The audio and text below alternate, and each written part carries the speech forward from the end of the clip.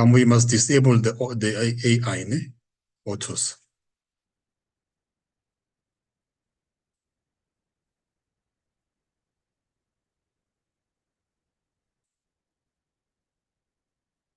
I think the trick is if we can get you, but the email has not come through yet.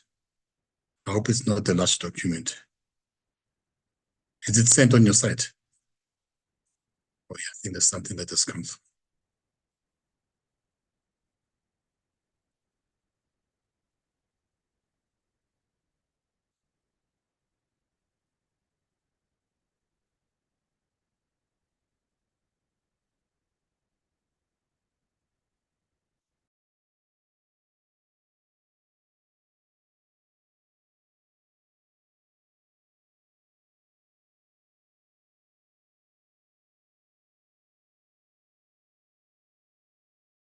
In a world of healthcare, where compassion is paramount, there exists a place that goes beyond the ordinary. It's not just about responding swiftly in times of crisis, it's about being a beacon of hope during life's most challenging moments. It's not just about treating an illness, it's about engaging your child's imagination and turning their visit into a memorable adventure. It's not just about a diagnosis. We make it our mission to ensure that you fully understand your condition while going out of our way to simplify medical jargon. It's not just about serving meals, it's about nourishing your body and soul with delicious and nutritious food tailored to your dietary needs. It's not just about maintaining cleanliness, it's about a pristine and hygienic space that promotes healing and well-being. It's not just about performing a surgical procedure, it's about meticulous planning and executing each step with precision and expertise. Our team of doctors, nurses, and support staff work in harmony, driven by the belief that exceptional healthcare is a combination of expertise and heartfelt compassion. Welcome to Clinics, where health and care meet.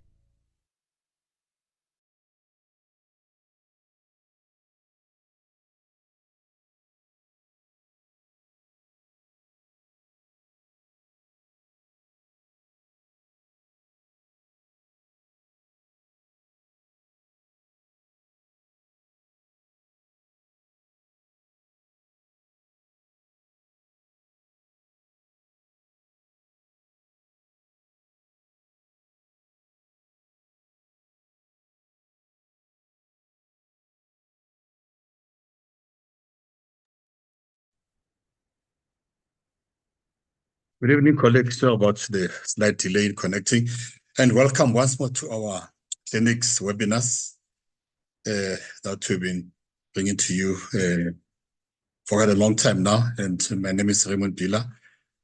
This is a weekly webinar brought by Clinics Health Group, and these are CPD accredited webinars and also streamed live on YouTube. Every week we strive to bring you different speakers from across the wide spectrum of the clinical healthcare, talking to us about aspects of their own interest and also clinical experience and some latest information about clinical care. And so this evening we have one of those events or presentations. As usual, we request that when you register, you do give us your full details and your email address, not when you in the webinar, but when you register for the webinars. We've seen quite a number of colleagues asking about the CPD points, but we strive to ensure that these are sent timeously to the HPCSA and other regulatory bodies. And we will assist those who've got problems with backlogs and discuss them with our colleagues from the HPCSA. And so this evening we are excited to bring back Dr. Lindelani Nevondo, who's an orthopedic surgeon. He's based at one of our hospitals. And Dr. Nevondo is currently practicing at Clinics Health Group's Temba Private Hospital in Dobsonville and Botselong Empilweni Private Hospital, which is in Vosloorus. He's also a member of the South African Orthopedic Association. He obtained his Bachelor of Medicine and Bachelor of Surgery at the University of Pretoria in 2008, and then proceeded to specialize and qualified as as an orthopedic surgeon, obtaining a fellow in orthopedic surgery from the College of Medicine of South Africa. And he completed his master's in medicine, orthopedics, also at GEMET from the Svakoma University of Health Sciences. And so Dr. Nevondo has generously agreed to join us once more this evening and speak to us about the management of osteomyelitis. And we are glad that he'll be with us. What's going to happen is that I'll manage the slides from my side, and Dr. Nevondo is connected on his other device on the other side. So I will attempt to share the slides now. I hope why am I struggling today to share the slides? And as we do that, we will then ask Dr. Nevondo to do the presentation. I hope you can see the slide, Dr. Nevondo. I can see the slide, Dr. Bela. You can see the slide. Yeah, you can direct me and I will be, we just put it on slideshow. Yeah, put it on slideshow.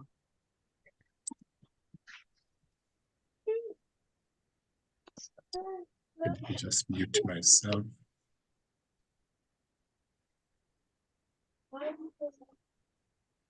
Okay, if you're ready, we can go.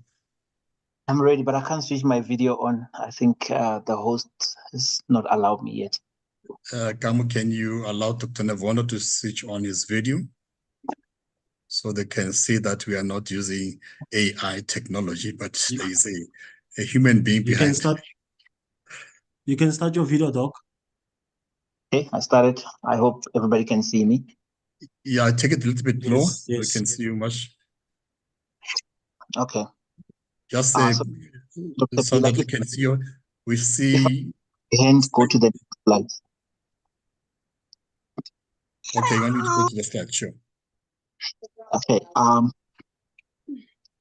Good morning, ladies and gentlemen, and the doctors that are in the group, and all the allied people.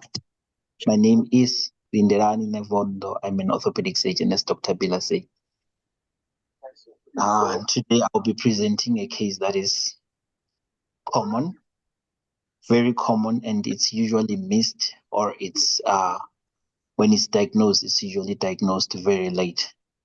So hence I decided this is one topic that at least need to be presented. And also because with osteomyelitis, if you can catch it early, the treatment is usually far more simple and less severe than when it's diagnosed late. Okay, next slide.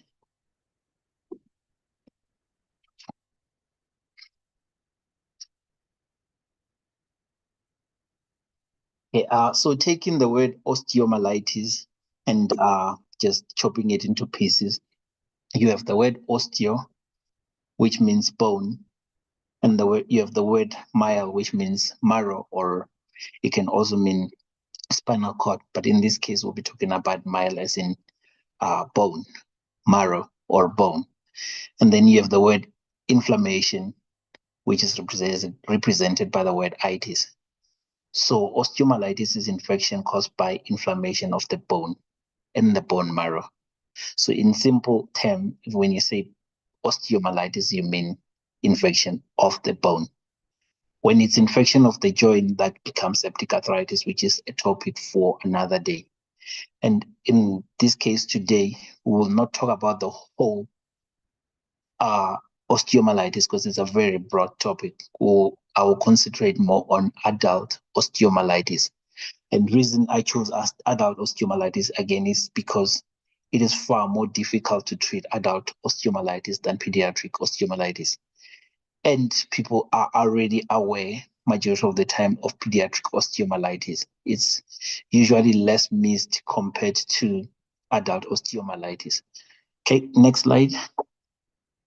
So I grabbed a few definitions of osteomyelitis from different journals.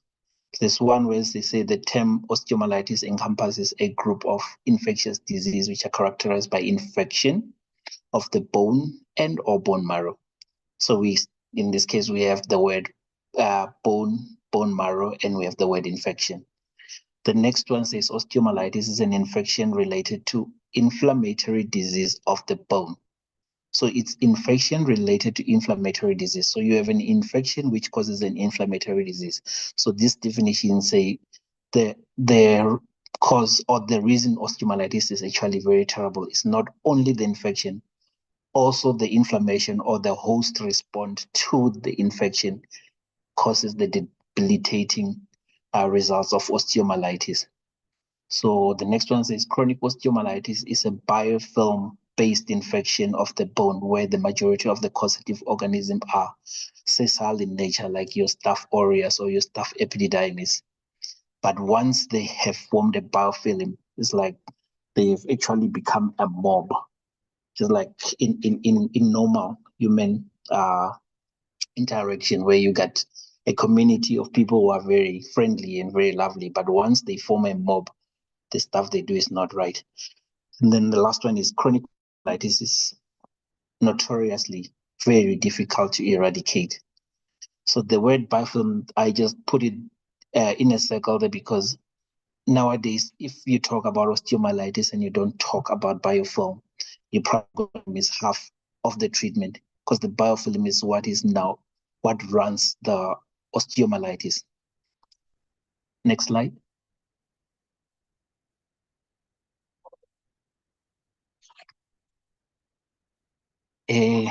So patients with osteomyelitis usually are patients who have the following risk factors. This is in adults. It's patients who have had recent trauma or recent surgery, usually surgery of the long bone, or patients who have had trauma like your open fractures, which are very common in causing chronic osteomyelitis, or patients who have had gunshot where the bullet is going into the patient with clothing material. Then you have patients who are immunocompromised, patients who are diabetic with peripheral vascular disease. Those patients, once they get inoculation into bone, the treatment of it becomes very, very difficult. Then you get patients who on daily or regular basis, they give themselves illicit drug via the IV line or IV use. Those patients are usually inoculating over and over, and that inoculation usually end up in the bone. And the commonest bone that it happens is your lateral or your medial side of your clavicle. Then you have patients with systemic condition like diabetes and AIDS. I literally wrote AIDS there because the few places where I read patients with HIV who are not yet AIDS, their chances of getting osteomyelitis is the same as patients who do not have HIV. But patients who have AIDS, now those patients are immunocompromised and their chances of getting osteomyelitis actually triples out.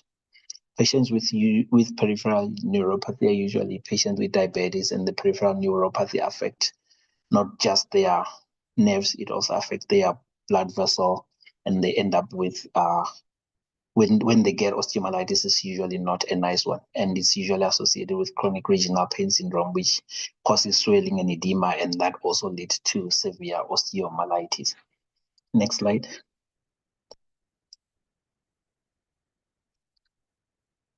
So when we talk about osteomyelitis, like any other disease, we'll talk about how it is formed, the pathophysiology of it. And when you want to think of the pathophysiology of osteomyelitis, the first thing you're going to think about is the pathogen. So which organism causes osteomyelitis, and how does that organism behave differently when it is causing osteomyelitis in patients? And you also want to know what is different in these patients.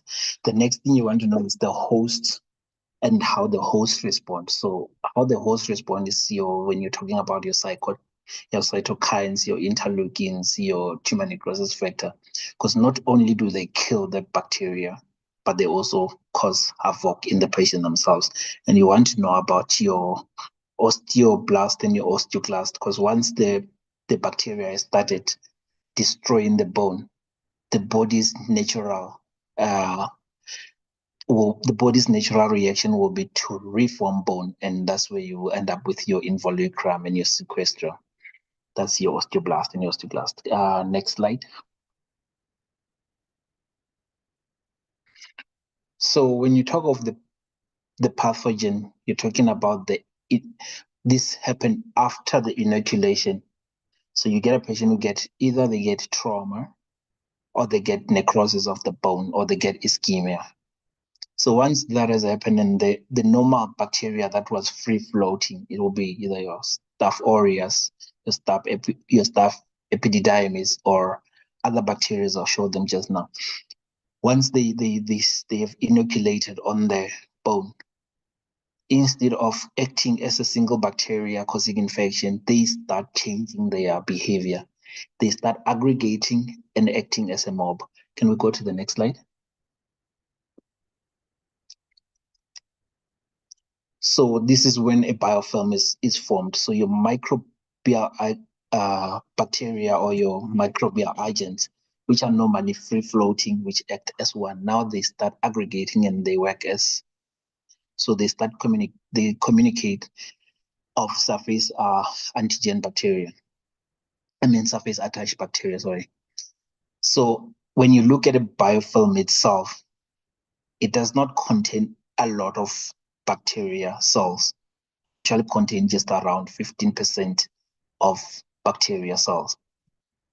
But it contains a lot of polysaccharide layer, which is called the glycocalyx, which prevent the antibiotics from reaching the bacterium cells. And also it prevents the host's innate immune system to reach their cells. So the bacteria cells hide behind this glycocalyx layer, your biofilm, and they actually replicate. And it is shown that when they are hiding behind the biofilm, they actually are like 1,000-fold more,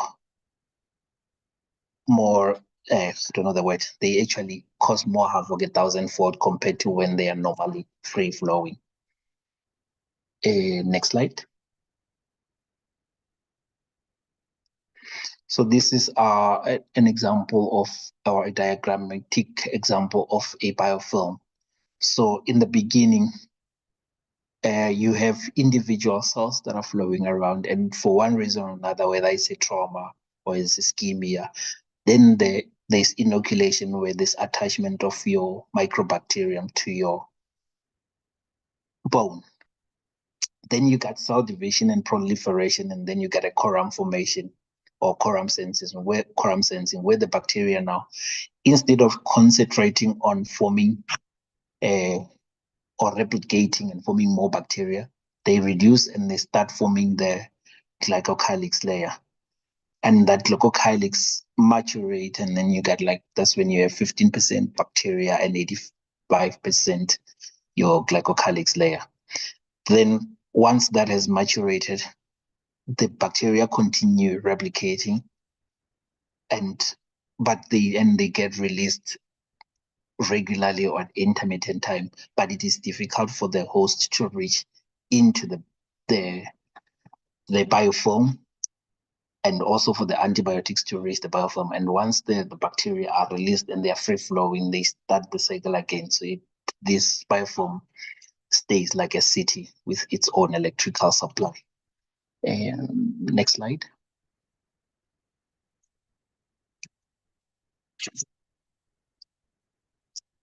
Next slide, Dr. Bela.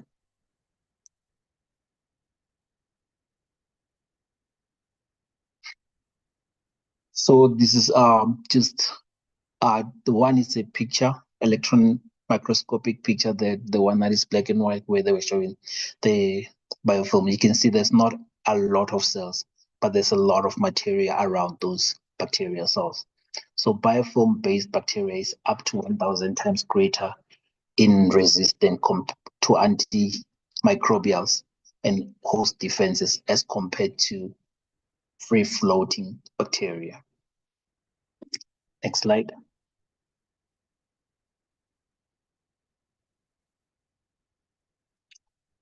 When you talk of organism that causes osteomyelitis in adults, they are different compared to kids, because in kids there's the osteomyelitis is mostly in area where there's high blood flow, like in your metaphyseal, but in adults it's a bit different. So in this case, you have your staph aureus and staph aureus, which I've marked there twice because they are the most common cause of your osteomyelitis. Then you have your Pseudomonas aeruginosa, which is the other cause, especially in patients with punctured wound, like intravenous drug use or when you have an infection. Next slide.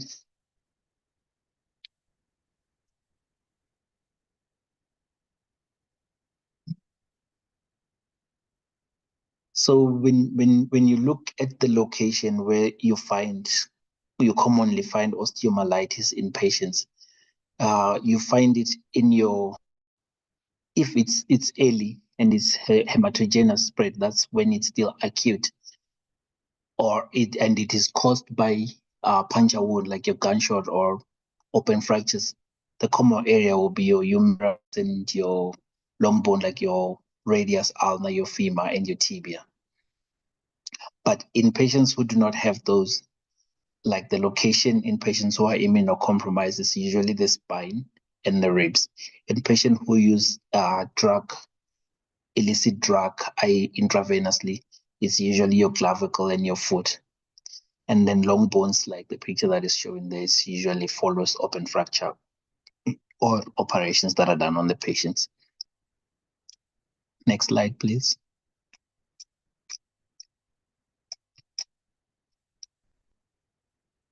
So there's like a number of articles that has been, that slide was fine. There's a number of articles that have been written about classifying osteomyelitis. They are hectic. There's more than 10 known classifications that have been written about osteomyelitis. But the first part of it is you have divided into whether it's pediatric or is it adult, because the treatment and the bacteria involved is different.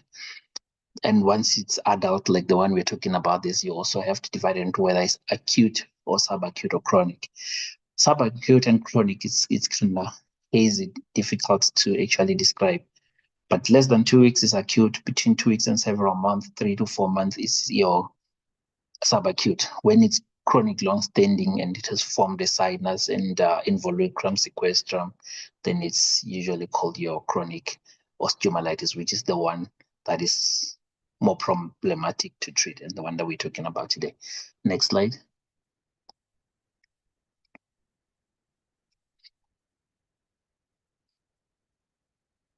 So with your chronic osteomyelitis, there's a lot of slides, a lot of classification that have been written. In 1970, Waldo Vochel wrote a classification which was describing just the injury itself and the pathogen and the way of spreading. It was modified by Kelly a few years later, and in 1977, Jer also came up with a classification. Then there was Gordon, and then there's Sydney and Marder, and there's May and Jupiter, there's Lachtenberg classification, and there's the 7-item classification by Romano. This classification, the first 3 are usually not used anymore. The ones that we use commonly is your Sydney and your Marder classification. May and Jupiter, I think the others are still developing, but it's not necessarily too important to choose a classification. Just choose one that you are comfortable with. And majority of people and majority of studies are using the Sydney and Marder. I looked for a few South African classification system. There's none written in South Africa itself, except the Lautenbach. But most books or most journals in South Africa are saying the Sydney and Marder is the one they're using. So can we go and look at the Sydney and Marder? Next slide.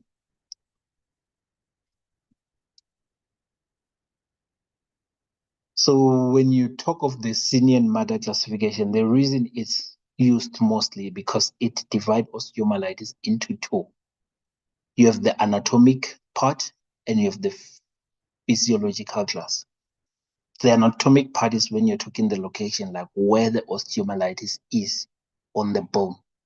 So when you look at it, it can be only intramedullary, which is usually where it starts, where the osteomyelitis is just inflammatory. And then that's when there will be increasing pressure intramedullary, and the increasing pressure in the end, it will rupture out. Or you can have superficial osteomyelitis, which usually when you have trauma involved and you just have part of the cortex of the bone involved. Sometimes, yeah, part of the cortex of bone involved. That's superficial. Usually also that is easier to treat. If you have to debride, it's easier to debride. Then you have localized. Now you have intramedullary and you have superficial combined together. And it usually forms a sinus. But you don't have a lot of bone that has died. So you don't have a lot of sequestra. And then when you have diffuse, that's when you have a lot of involvement of your medullary, superficial, and you have a lot of bone, and you have a increased pressure, and you have a sinus tract. So that's the anatomic part or anatomic type when you're talking of the senior and mother classification. So it described the osteomyelitis in terms of its location on the bone. Then you have the physiological class where you look at the host itself.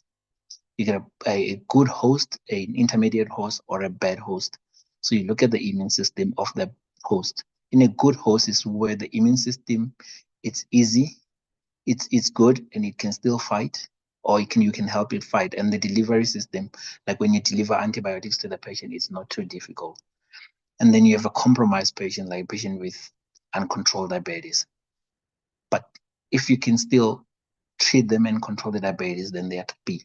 Then you have patients who are severely sick, like patient one on renal dialysis or patient in ICU.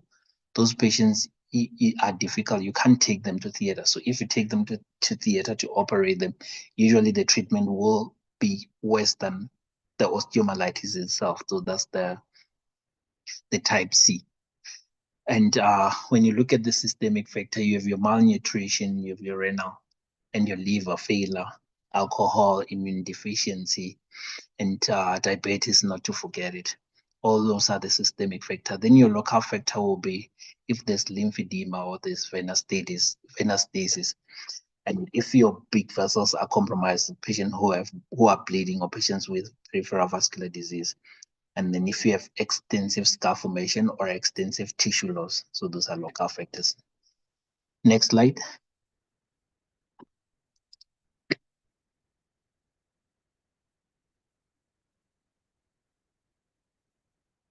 So this is a study or an article that was written in the South African Orthopedic Association Journal, SAOJ, and it was written by Marius Ferreira and Leroux. If you know the orthopedic doctors, these are like the big guys in orthopedics. So these studies were done in Pretoria and KZN, and one where they say ultimately the patient's physiological status is considered to be the single most important factor that need to be considered when you're treating osteomyelitis, I think, just to put it better. So you need to know the physiological status of the patient. It's even more important than the local status. Next slide.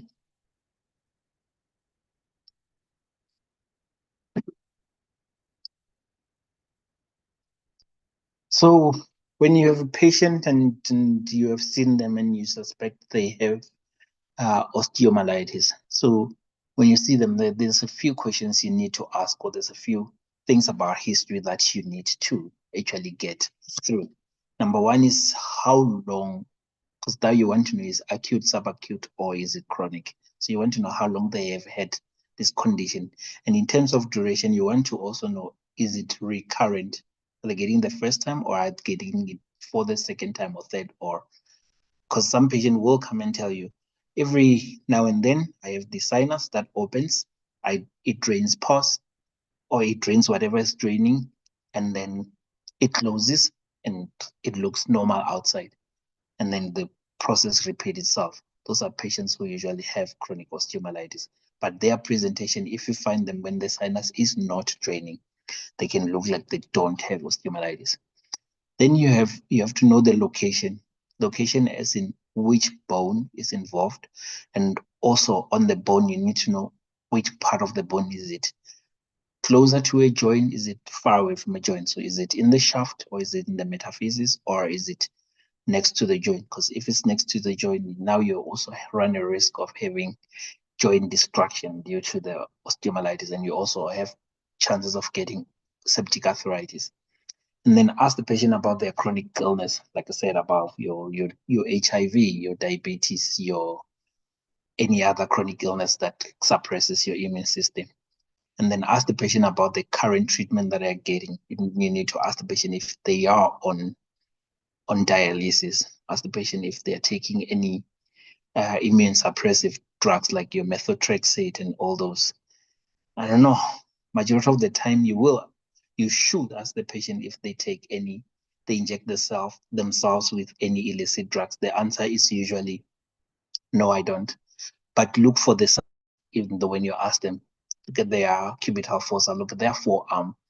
It usually tells the clue. And also the patients who are using illicit drug are not known to be as clean as they are supposed to be. But I mean, that is not always. And then when you examine this patient in acute stage, in your acute disease, they usually have fever. But the chronic osteomyelitis usually does not have fever itself, because the immune system already is tired, and the immune system is not really as reactive as it's supposed to be.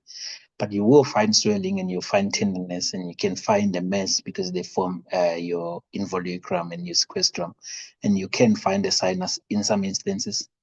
But sometimes you find a scar which represents where the sinus usually comes out, and the patient will have reduced range of motion of the affected limb or joint next to the infection. Next slide.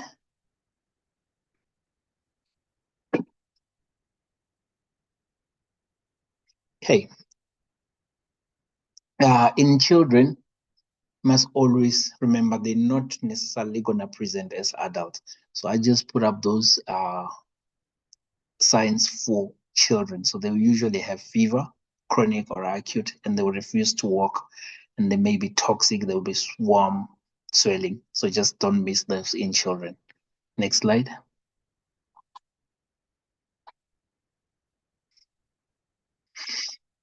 So once you have suspected the patient is got osteomyelitis, the first investigation, or the most common investigation that is done, is X-rays.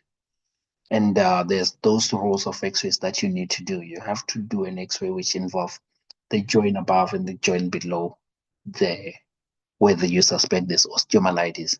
And then you have to do the X-ray. You have to do both AP and lateral, so you don't miss you don't miss defining properly the infection itself. And then with X-ray, you go in the first 2 weeks, the X-ray is usually normal. It's usually when 50% of the bone has been lost or damaged by osteomyelitis that you will start seeing the features of osteomyelitis. And you will see there will be periosteal reaction, which is more pronounced in children. And then you will see lucency or sclerosis, because both your osteoblast and osteoclast are activated. So you're forming some bone and you're losing some bone. That's why you see lucency and sclerosis. Then you will see dead bone. Dead bone is usually white on X-ray. So it will be more whiter than the cortex and the bone surrounding it. That's your sequestrum. Then you also see your involucrum. So around the dead bone, you find new bone forming. That will be your involucrum. And then with osteomyelitis, if you look at your Sinian-Matter classification, when it's still in the canal, you find canal narrowing. But even later, you find canal narrowing because you form a lot of involucrum, which actually closes your canal. Then you have something called Brody's abscess, which is an intraosseous abscess. It's like you get osteomyelitis and the bone grows around that osteomyelitis, and the infection is like localized only in that little part. It's usually subacute and it's usually in chronic osteomyelitis. That's the one when the bacteria replicate it best.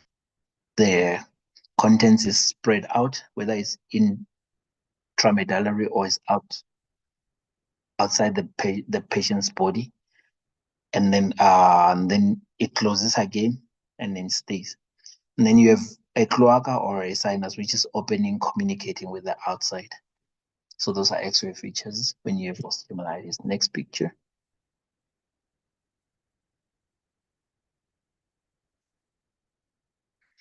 So that's two X-rays showing patients with osteomyelitis. On the less pronounced picture, the one that doesn't have much, you can see the proximal part. There is there's a canal that is formed, and as you go down, you can see the canal actually is closed. And then as you go distal again, you see there's like a bone with lucency around it. So that's a sequestrum. And then look at the other picture, you can see that patient is get like severe osteomyelitis. If you have to classify it in and matter, it will be a type 4, where it's both intra and extramedullary, and this patient has got a pathological fracture, and it's already going proximal. It's involved the shoulder joint, and it's also involved in the elbow joint. But you can also see your involucrum, you can see your sequestrum, you can see sclerosis, and you can see lucency. So you can see all the signs of osteomyelitis in that patient. Next slide.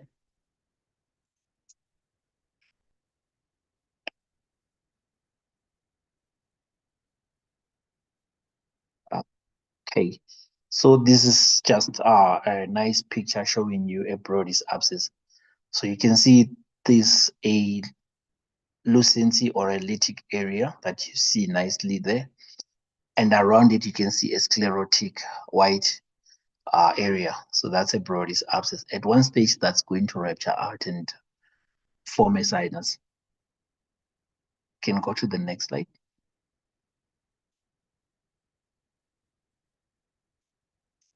So the other radiological things that you can do when you want to diagnose a osteomyelitis, usually an X-ray alone is adequate enough to make a diagnosis and also to plan treatment. But if you want to define your sequestrum and your involucrum and the normal bone nicely, usually a CT scan works far better.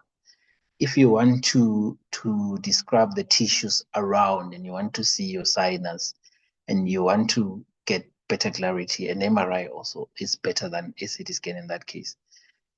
When you have infection and you are not sure, now you are running between whether it's an infection or it's cancer, which can mimic each other. And the other thing that can mimic is also TB.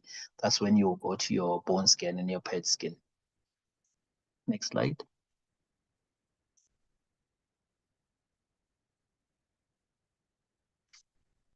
And then once you have done your radiological, and you are now almost convinced this is osteomyelitis, the next thing you can do is to take bloods on this patient. So you want to know if they have acute infection now, which will be your CRP, or they have chronic infection, which you'll see with your ESR. Your white cells are not as reliable in osteomyelitis, because if it's chronic long-standing, it's usually low. When it's early, it's usually high. You can also do your PCT. You can check your interleukins and your albumin, but always remember to check your urea and creatinine or your renal function. Before you start patients with chronic osteomyelitis, before you start them on antibiotics, you have to take a blood culture. And in some instances, you have to take a biopsy. But usually in your acute osteomyelitis, you can start those patients as soon as you suspect it's osteomyelitis, because you can actually eradicate it that way. But before the era of antibiotics, osteomyelitis was trouble. So biopsy, if the diagnosis is not clear, and you want to confirm the drug sensitivity or to rule out malignancy, then you take a biopsy. Volgende. Next slide. And then in terms of treatment, you get your goals in treatment. And if you look at your senior and mother classification again, your goals are kind of directed to that. You have goals where you're looking at the bone itself, and you have goals where you're looking at the patient. So with the patient, you are looking at the systemic status. Patients, you have to aggressively treat their diabetes, or they're supposed to be antiretrovirus, or you have to aggressively treat their diabetes or their HIV. And then you have to improve their nutritional status. Those are patients that if they're in ICU, you have to call a dietitian, a physician, and everybody else. It's not a single person treatment. It's not going to be treated by an orthopod alone. The multidisciplinary team approach. Then when you look at the injury factor, now you're treating the bone. You look what the injury look like. Is it a segmental fracture? Is it comminution? And when you look at a segmental fracture, what are you going to do with the middle segment? Are you going to remove it? Now you're left with a gap. So you look at all those. And also you look at the infection location where you are deciding whether you're going to debride the biofilm, or you're going to rim, or how you're going to actually debride the biofilm. Next slide.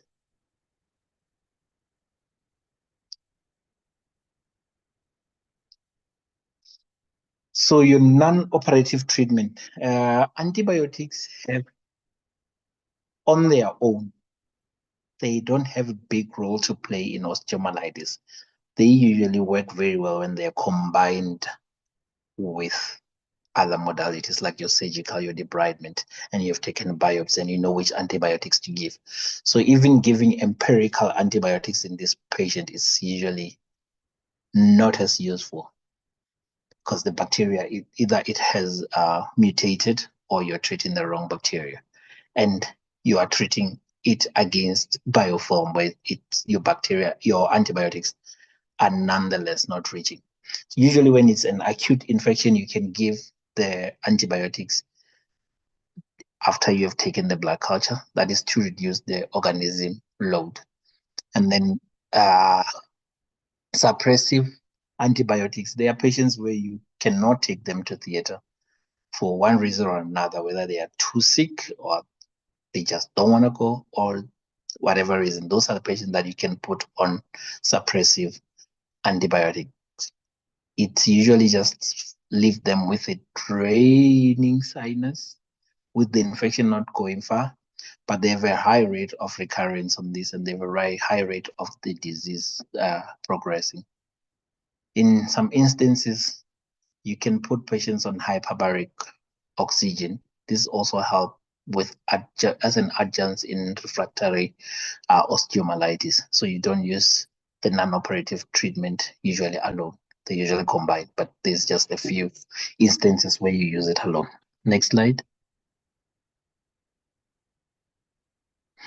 So your surgical treatment, there are indications to when you're going to do your operations.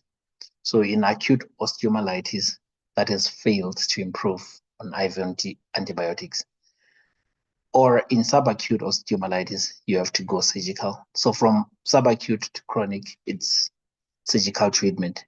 When you have an abscess, the treatment, whether it's in general surgery, gynae, wherever, treatment of an abscess is drainage. So if you have your Brody abscess or you have your any other abscess, you have to do surgical treatment, which is drainage or debridement. And then chronic osteomyelitis needs surgical treatment unless contraindicated. Next slide.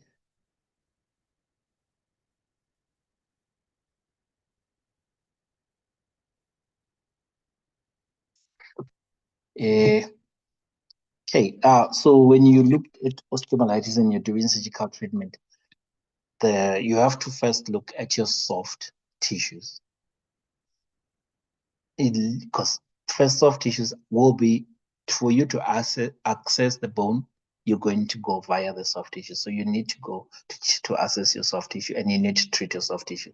So all the dead soft tissues need to be debrided out. Then once you have debrided out, if you're left with soft tissue loss, then you're going to have to figure out how to deal with that. That's where you get your plastic surgeon and you can do your skin flaps, but you need to debride the soft tissue. Next slide.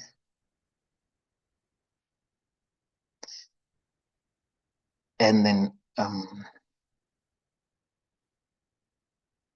okay, these are the indications for surgical treatment. That's acute. Okay, I think we've gone through this slide. Next slide.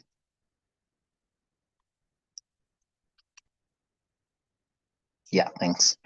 And then when you're done with your soft tissues, or concurrently as you're dealing with your soft tissue, you also deal with your bone work. So you have your dead bone that you need to debride. If that dead bone stays there, it actually sits there with your biofilm. So whatever you do, you need to do sequestrotomy, where you are debriding all the dead bone out. And you debride the dead bone until you see a bleeding bone. That bleeding bone, when you see it during debridement, is called a pap breaker sign. Next slide. And now, in patients where they have some form of intervention done and they've got some metal plate, screw, X-fix in whatever, you need to decide, is this an implant that is holding the bone? Is it useful or is it not? All non-essential implants must be removed, especially loose screws, loose plate, and loose wires, because when they are loose, that mobility, they actually just go on steering your biofilm all along. So non-essential hardware must be removed. You must be only left with essential hardware. Next slide. So your once you have debrided, you've removed your sequestrum. Sometimes you've removed your involucrum because it can be at the wrong place or growing at the wrong direction. Then now you're left with dead space, or also because if it's a segmental fracture, you've removed the segment that is dead. Now you're left with dead space. And then with dead space, you have to fill that dead space with something. And there are a number of options that you can use, but whatever you're using must be a vascularized tissue. For instance, in a tibia, if you have debrided a tibia, you can actually go and get a vascularized fibular graft and use it there where you have left a dead space. So you can use vascularized bone graft. You can use, once you've closed the bone one, then you have to get local tissue flap, or you have to use free flap to cover the bone. Bone that is not covered is equivalent to dead bone. And then also you can use, for your dead space management, you can put bone bits, or you can put bone cement, which usually they are impregnated with antibiotic. So they actually cause local release of antibiotics. And then you can also use vacuum when you're closing the wound. Vacuum, good part is it removes all the extra fluid. It allows granulation in it and proliferation. And you get decrease in afterload to promote inflow of blood. And it also draws the wound closer, hence causing granulation.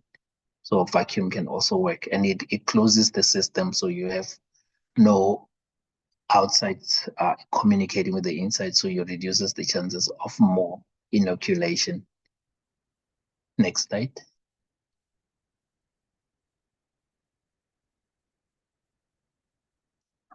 So the last, I think it's the last or second last slide, is when you talk about what instrumentation you can use. It really doesn't matter what you use. The dictum, or what you need to remember, is even in the face of infection, osteomyelitis, you need to have stability. Otherwise, you cannot get rid of osteomyelitis if you have an unstable situation. So whether you stabilize with an internal or an external fixator is not important, but an external fixator like your Elazarov has been known, or has been shown, that it is far superior than internal fixation. And those who propagate for internal physician. There's also intramedullary nails that are impregnated with PMMA, meaning antibiotic. They have antibiotic on them, so you have nails that releases antibiotics. They are pretty much very expensive, and last I checked, we didn't really have local stock. You have to order them from overseas for patients, but they work. Next slide.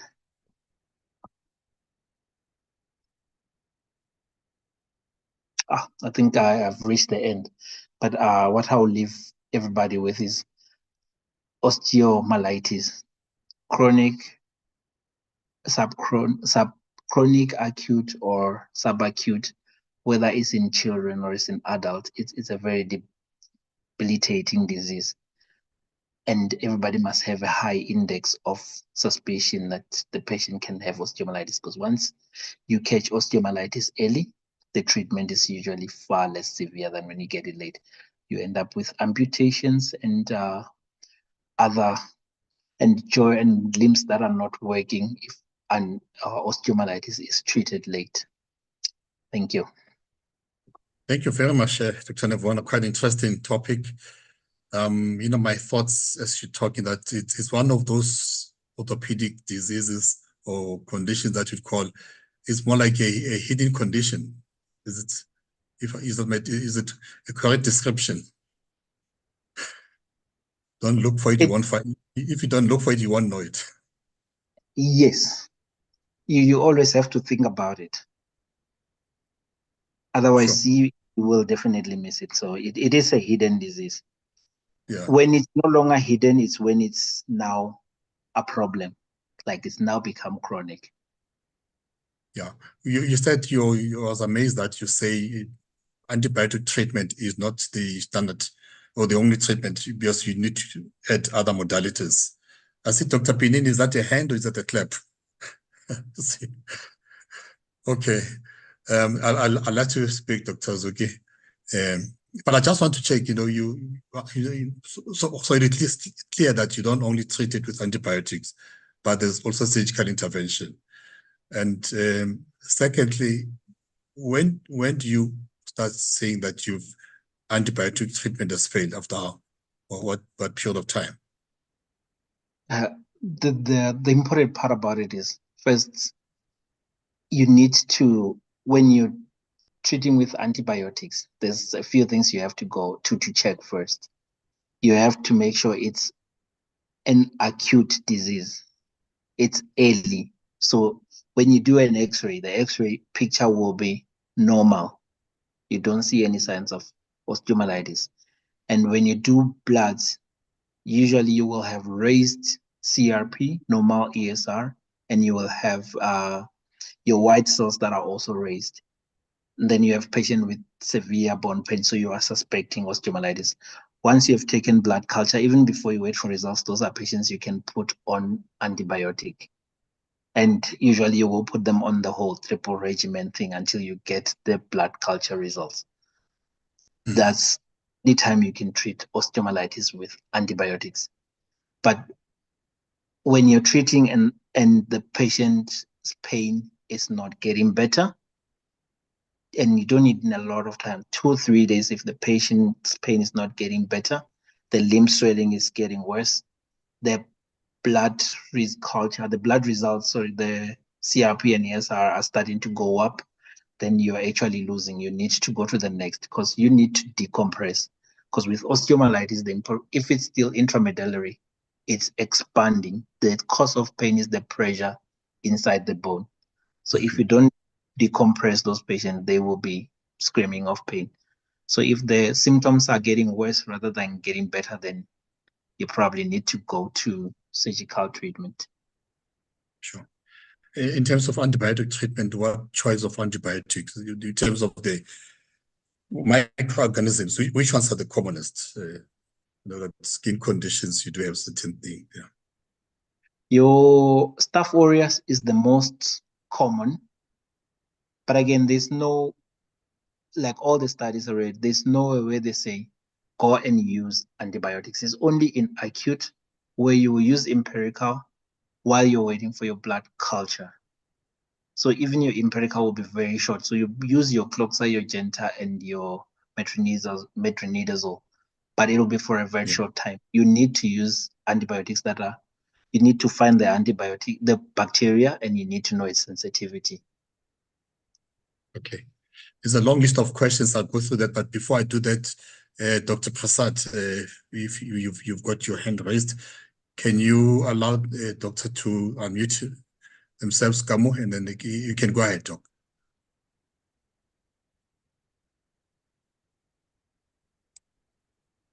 You can unmute. Okay, go ahead. Sure. Go ahead. You're unmuted.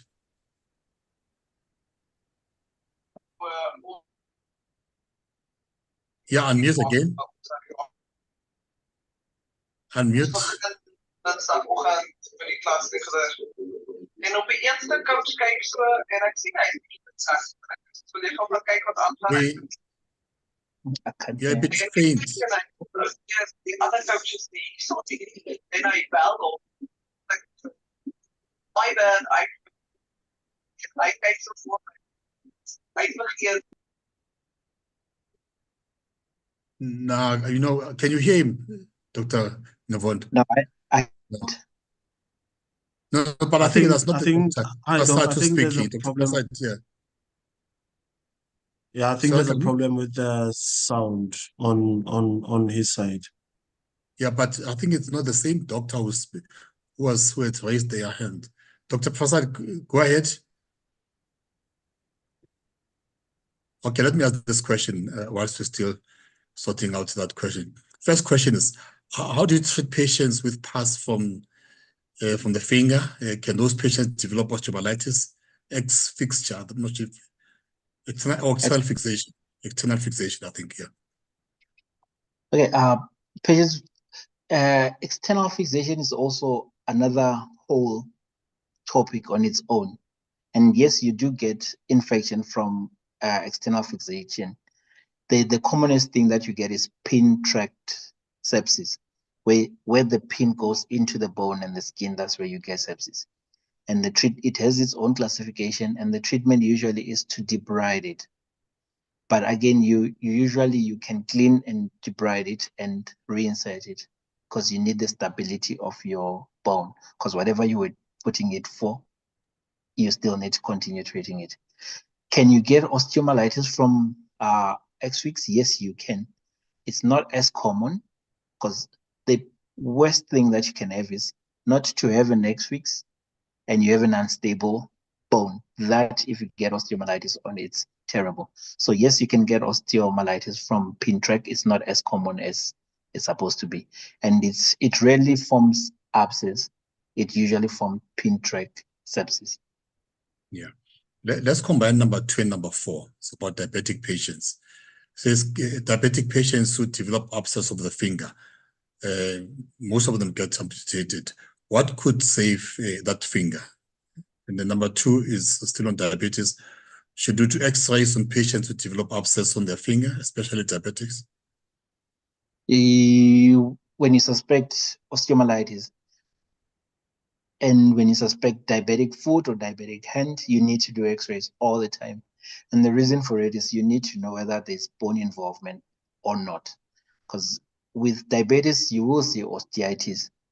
And sometimes it's early. And luckily, the diabetic patients with osteomyelitis on the hand behave better, or the osteomyelitis is far more treated better than the ones in the foot. So you can save the foot. You can save the finger, yes. Usually, if with the same thing, antibiotic, early debridement, then you give specified antibiotics. And can bone marrow aspiration cause osteomyelitis? When I was checking when I put up the risk factors for osteomyelitis, it's trauma, something like gunshot, or anything that is going to go from outside to into the bone. You now have opened a tract between the outside and the inside. If you follow your sterile technique, it shouldn't be as bad, You might have one of those rare cases where you get it, but majority of the time you don't. But if you do it in a rooms where the sterile technique it's very low, then you're running the risk of causing osteomyelitis. So Yeah. yes, it can, but it's not as common. Yeah, there's been comment that says that you took us back to the classroom in medical school with this talk about osteomyelitis, and the person says it's good to see the big picture. I think relating the story to a friend who passed on, having had multiple myeloma, had 3 hip replacements and a chronic sinus in the upper leg, and she fought this for 7 years. So it looks like perhaps they might have had osteomyelitis, multiple myeloma, then leading to osteomyelitis. Well, multiple myeloma commonly it's in the bone marrow. It reduces your immunity. You're very much immunocompromised by multiple myeloma, and it has a high potential of causing pathological fractures.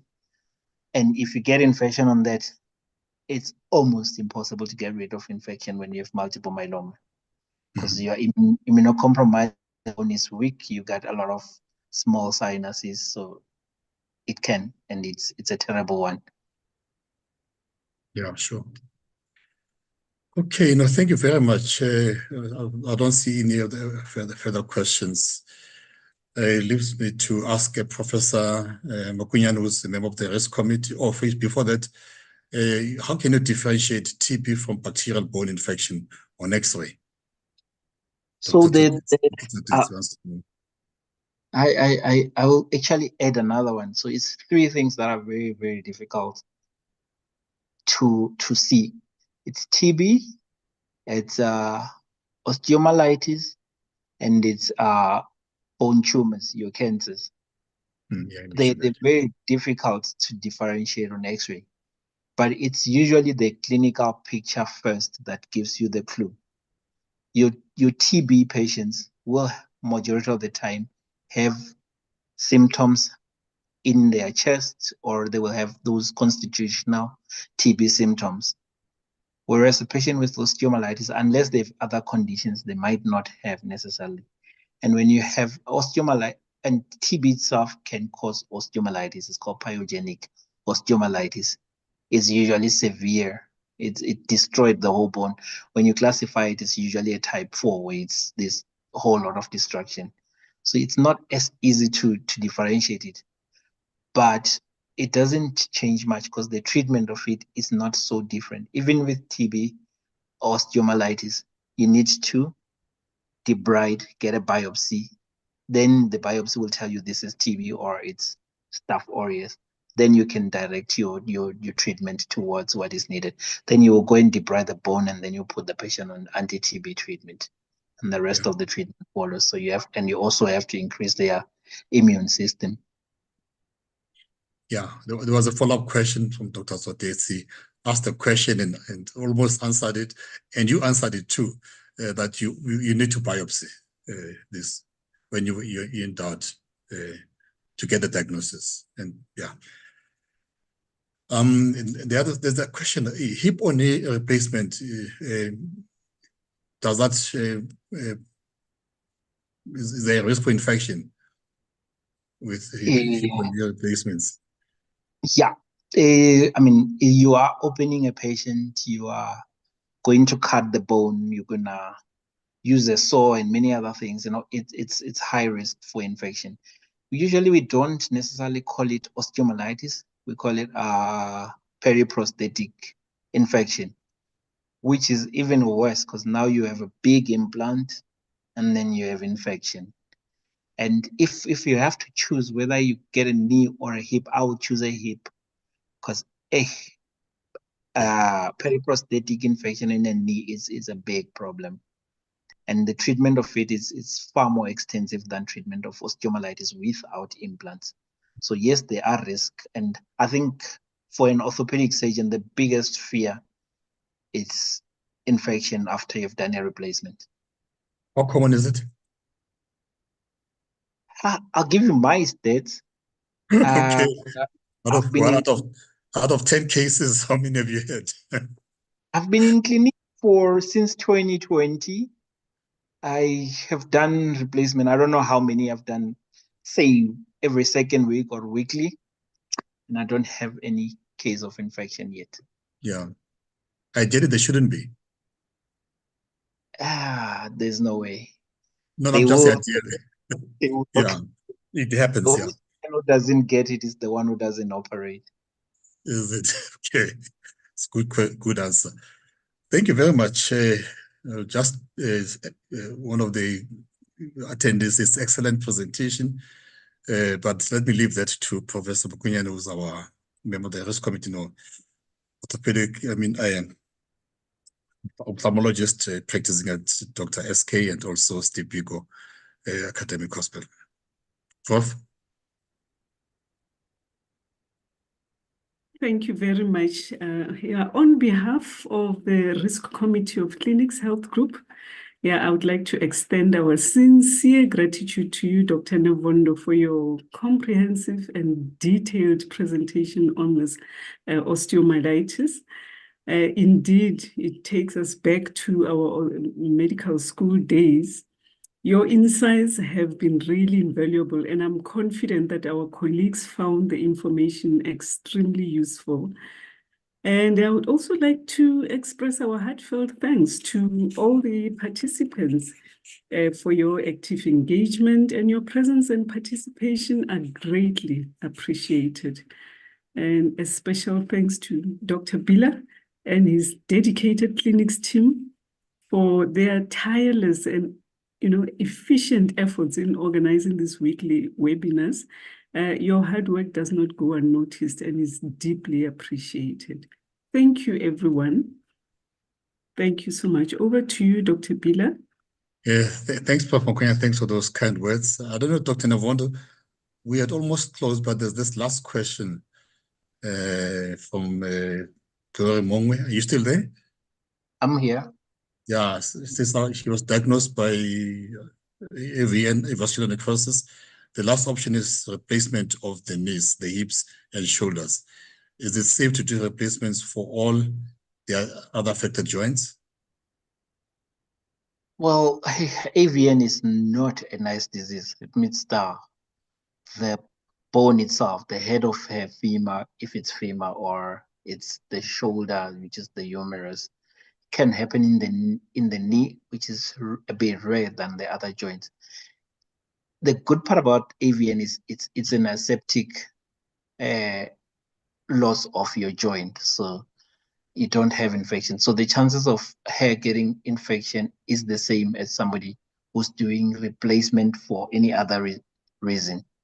So the reason to do replacement in this case will be because of the AVN, and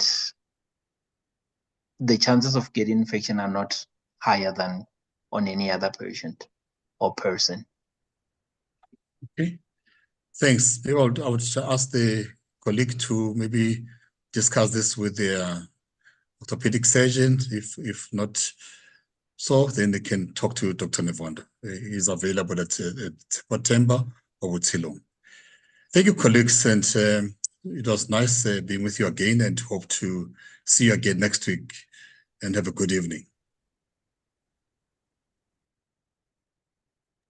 Thank you. Goodbye. Bye, everybody. Bye, it's okay. Thank you. Bye. Bye. Thank you. Bye. Bye-bye, everybody. Thank you. Bye. Thank you. Bye. Okay. Bye. Thank you. Bye. Thank you. Bye, everybody. Thanks. Bye. Thank you. Bye. Bye. Thank you. Bye. Thank you. Good presentation. Thank you, Doctor.